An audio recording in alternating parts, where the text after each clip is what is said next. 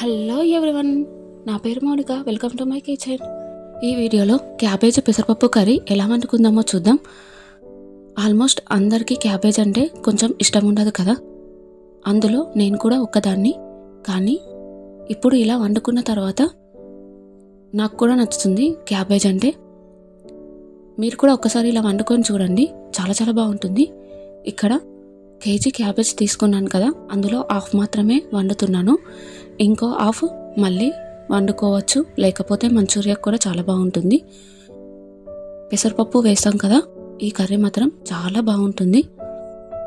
ముందుగా క్యాబేజ్ని ఇలా హాఫ్గా కట్ చేసుకున్న తర్వాత చిన్న చిన్న ముక్కలుగా కట్ చేసి పక్కన పెట్టుకోవాలి.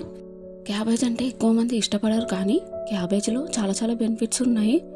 అలాగే క్యాలీఫ్లవర్ కన్నా క్యాబేజ్కే ఎక్కువ బెనిఫిట్స్ ఉంటాయంట. నాకు కూడా ఈ మధ్య తెలిసింది. క్యాబేజ్ తినడం వల్ల చాలా బెనిఫిట్స్ ఉన్నాయి. ఈ క్యాబేజ్ వల్ల తెల్ల రక్త కణాలు వృద్ధి చెందుతాయి. అలాగే అనేక రకాల విటమిన్స్ ఇందులో ఉన్నాయి. చర్మం పైన మచ్చలను తగ్గిస్తుంది, డయాబెటీస్ను రాకుండా నివారిస్తుంది. ఇంకా చాలా బెనిఫిట్స్ ఉన్నాయి. నాకు తెలిసిన బెనిఫిట్స్ మీకు చెప్పాను అంతే. స్టవ్ వెలిగించి స్టవ్ పైన కొన్ని వాటర్ని వేడి చేసుకోవాలి. ఇలా వాటర్ మంచిగా వేడైన తర్వాత కట్ చేసుకున్న క్యాబేజీని వేసి ఒక 2 minutes కలుపుతూ ఉండాలి. అంతే, ఇది తొందరగా ఉడికిపోతుంది కాబట్టి 2 minutes క్యాబేజీ ముక్కల్ని ఉంచేసి తర్వాత ఒక ప్లేట్లోకి తీసేసుకొని వాటర్ అన్ని వంపేసేసుకోవాలి. దీనివల్ల క్యాబేజీలో ఏమైనా ఇన్సెక్ట్స్ ఉన్నా, అలాగే క్యాబేజీ నుండి స్మెల్ కూడా ఇలా చేయడం వలన చాలా వరకు తగ్గిపోతుంది.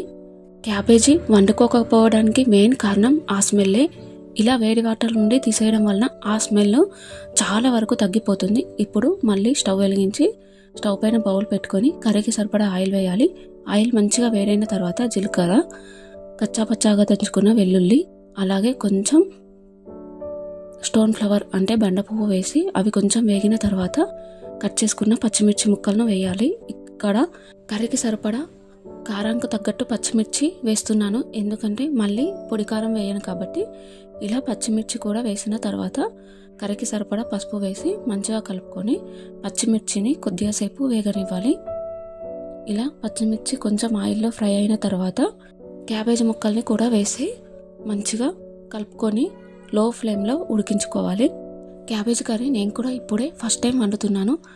ఇప్పుడు ఒకసారి ట్రై చేసిన తర్వాత మళ్ళీ మనకు టేస్టీగా అనిపిస్తే వండుకుందాంలే అనుకున్నాను, కానీ చాలా చాలా టేస్టీగా ఉంటుంది.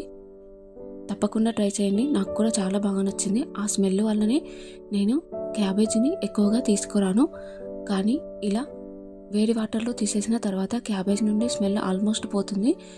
ఈ రెసిపీ ఎలా చేయాలో మా అమ్మని అడిగి తెలుసుకున్నాను.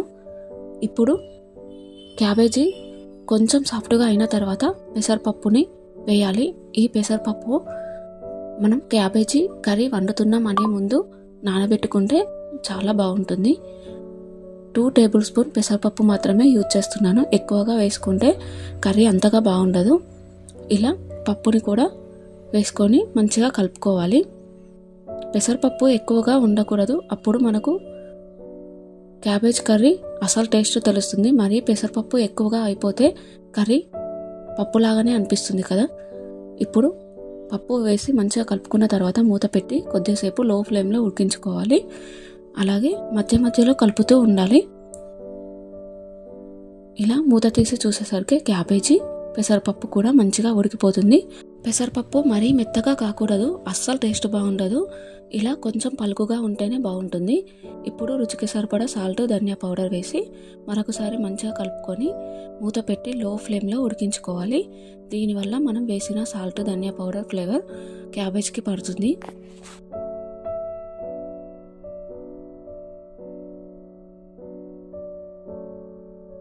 అంతే, 2 minutes తర్వాత మూత తీసి చూస్తే వేడి వేడిగా క్యాబేజీ పెసరపప్పు కర్రీ రెడీ.